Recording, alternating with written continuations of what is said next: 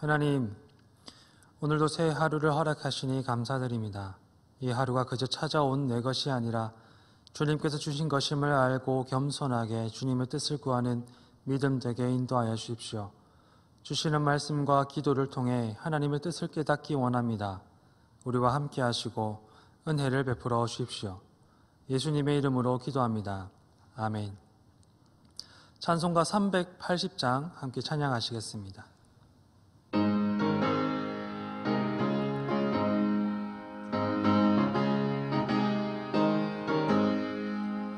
나의 생명 되신 주, 주님 앞에 나아갑니다.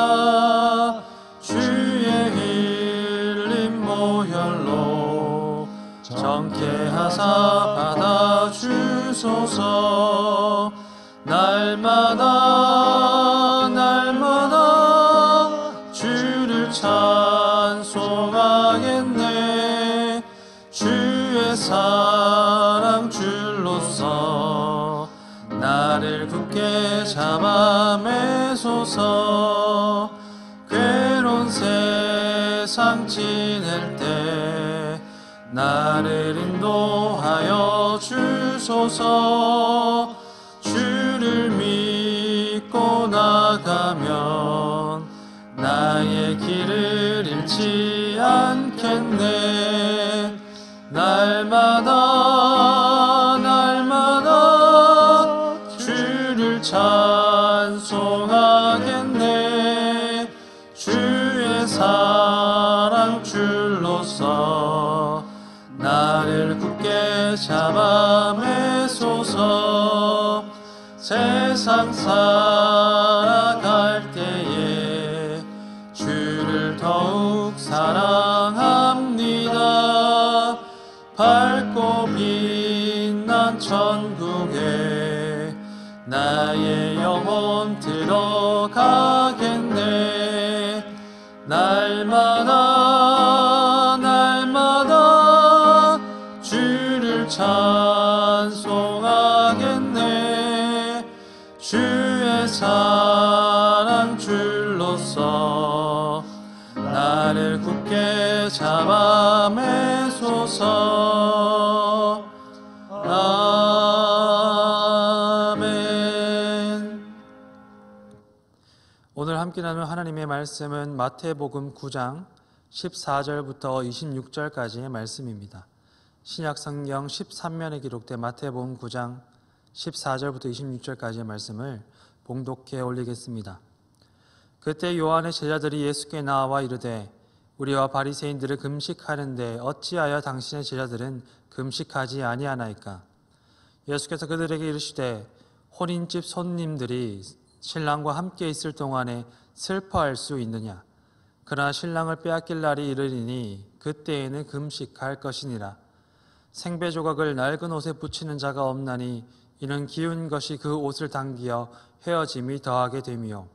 새 포도주를 낡은 가죽 부대에 넣지 아니하나니 그렇게 하면 부대가 터져 포도주도 쏟아지고 부대도 버리게 됨이라. 새 포도주는 새 부대에 넣어야 둘이 다 보존되느니라. 예수께서 이 말씀을 하실 때에 한 관리가 와서 절하되 이르되 내 딸이 방금 죽었사오나 오셔서 그 몸에 손을 얹어 주소서. 그러면 살아나겠나이다 하니 예수께서 일어나 따라가시매 제자들도 가더니 12해 동안이나 혈루증으로 앓는 여자가 예수의 뒤로 와서 그 겉옷가를 만지니 이는 제 마음에 그 겉옷만 만져도 구원을 받겠다 함이라. 예수께서 돌이켜 그를 보시며 이르시되 딸아 안심하라. 내 믿음이 너를 구원하였다 하시니 여자가 그 즉시 구원을 받느니라. 예수께서 그 관리의 집에 가사 피리 부는 자들과 떠드는 무리를 보시고 이르시되 물러가라. 이 소녀가 죽은 것이 아니라 잔다 하시니 그들이 비웃더라. 무리를 내보낸 후에 예수께서 들어가서 소녀의 손을 잡으심에 일어나는지라. 그 소문이 그 온 땅에 퍼지더라. 아멘. 오늘 본문은 크게는 두 단락으로 세세하게 구분해 보면 세 개의 이야기로 구성되어 있습니다. 이야기는 앞 단락 14절부터 17절까지 세례 요한의 제자들이 예수를 찾아와서 왜 예수님과 제자들은 금식을 하지 않는가 하는 질문으로 시작됩니다. 예수님 당시 유대교회 전통은 대표적으로 세 가지 경건 행위를 계속하였습니다.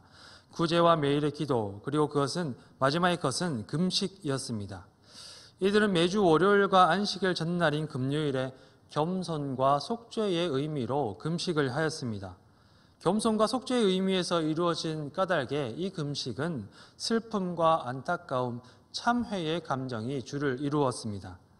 세례자 요한은 요단강에서 죄사함의 세례를 베풀면서 사람들에게 회개하여라, 천국이 가까이 다가왔다라고 선포했습니다. 이때 당시 유대교의 두 기둥에 해당하였던 바리새인과 사두개인의 사람들이 찾아와서 세례자 요한에게 세례받기를 희망합니다. 세례 요한은 그런 그들을 격앙된 어조로 질책합니다. 그들이 그저 기회주의자처럼 책망을 피하기 위해, 임박한 진노를 피하기 위해 면피용 세례를 받는 것이 아니라 과거 선지자들이 이스라엘 백성들에게 이야기하였던 것처럼 마음의 할례를 받는 것, 회개에 합당한 열매를 맺고 죄의 길에서 돌아설 것을 요구하였던 것입니다. 교회의 신앙에서 요한은 주님이 오실 길을 예비한 예언자로 전해지고 있지만, 거꾸로 구약 신앙의 전통에서 볼 때에 많은 예언자들이 그랬던 것처럼 그 역시 신앙개혁 운동을 펼친 사람이라고 평가할 수 있습니다. 세례자 요한과 그 제자들은 참된 회개를 선포하며 당시의 형식적인 신앙 행태를 비판하였지만, 그런 그들의 눈에서도 전통적인 경건 생활과는 단절한 듯한 예수님과 제자들의 행동이 잘 이해되지 않았던 것 같습니다.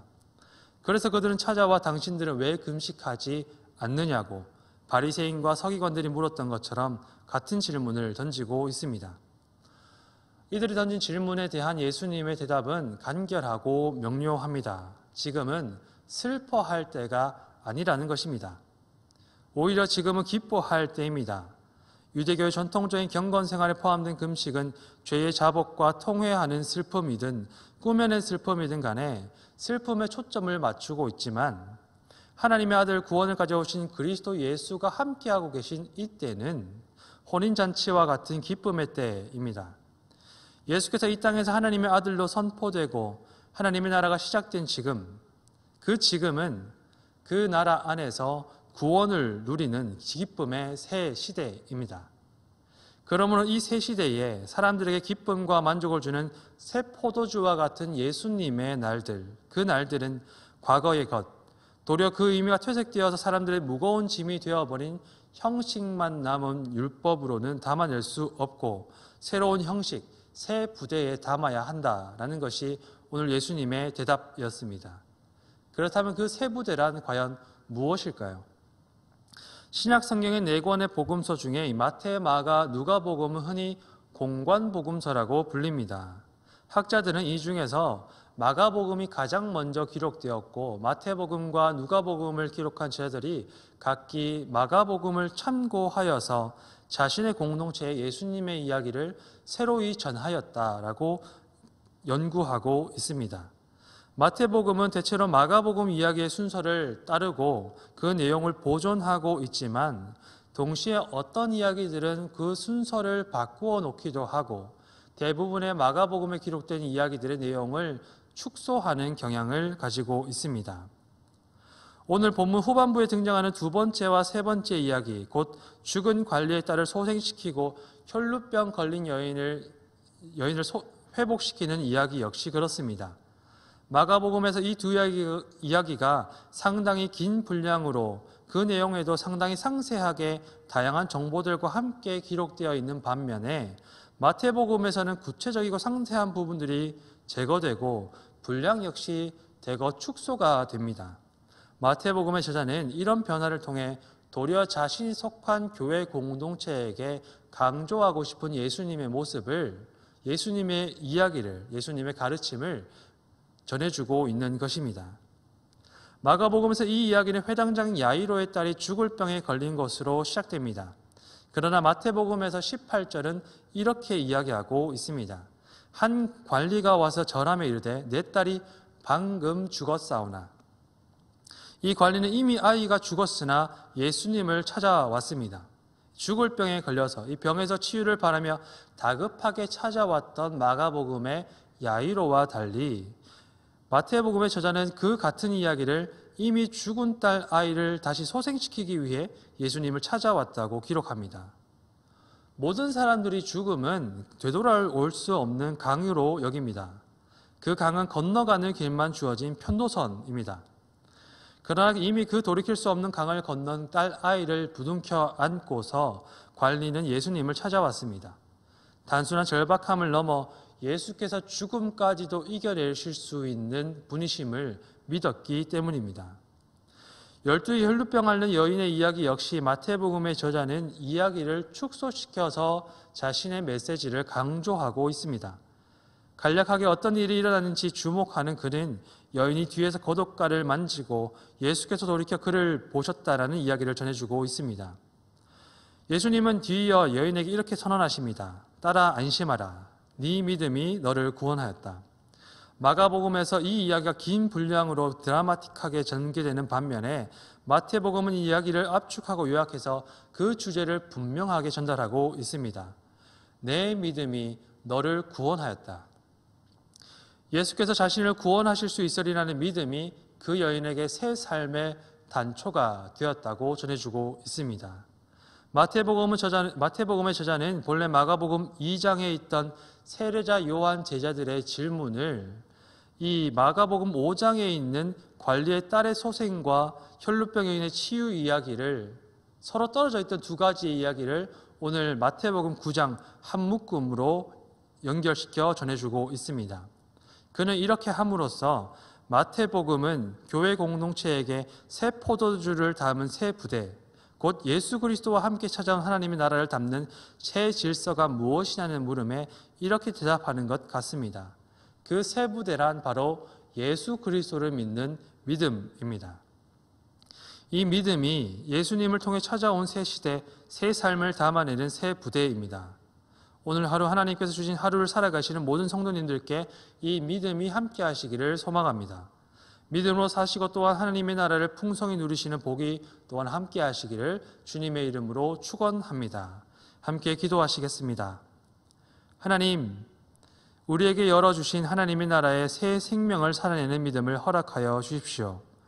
옛 관습과 틀에 얽매이지 않고 참되게 주님의 뜻을 구하는 삶이 될 수 있도록 인도하여 주십시오.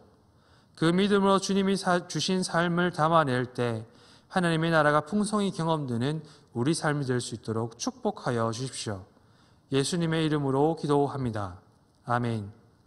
하늘에 계신 우리 아버지, 아버지의 이름을 거룩하게 하시며 아버지의 나라가 오게 하시며 아버지의 뜻이 하늘에서와 같이 땅에서도 이루어지게 하소서. 오늘 우리에게 일용할 양식을 주시고 우리가 우리에게 잘못한 사람을 용서하여 준 것 같이 우리 죄를 용서하여 주시고 우리를 시험에 빠지지 않게 하옵시고 악에서 구하소서. 나라와 권능과 영광이 영원히 아버지의 것입니다. 아멘. 이 시간 함께 기도하실 때 교회가 하나 되어서 기도하는 5가지 기도 제목을 두고서 먼저 기도하여 주시기를 부탁드립니다. 코로나를 위해서, 세계 선교를 위해서 기도하여 주시고 예천 지역을 위해서 또한 기도하여 주십시오. 환우와 교우들을 위해서 중보 기도하여 주시고 또 교회의 회복을 위해서 함께 기도하신 후에 각자의 기도 제목들로 계속하여서 기도하시겠습니다. 함께 기도하시겠습니다.